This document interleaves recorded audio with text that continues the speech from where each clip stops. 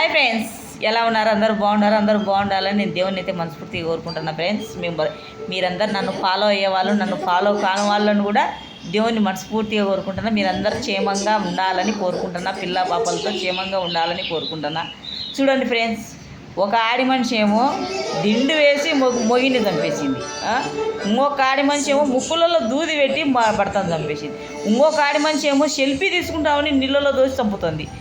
ఎందుకురా నాయన ఇట్ట ఆడవాళ్ళు ఇట్ట తయారవుతున్నారు నాయన.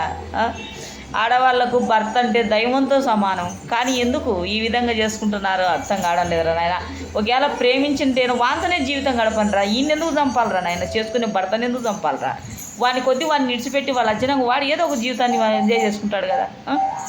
భర్తను చంపడం ఏందిరా నాయన తండ్రి, ఆడవాళ్ళు భర్తను చంపడం ఏందిరా నాయన తండ్రి. చాలా ఘోరంగా అనిపిస్తుంది ఈ ఆడవాళ్ళు ఇట్లా చేస్తున్నారంటే. నాకు మంచి ఆడవాళ్ళకు కూడా చెడ్డ పేరే ఇది. Bye friends.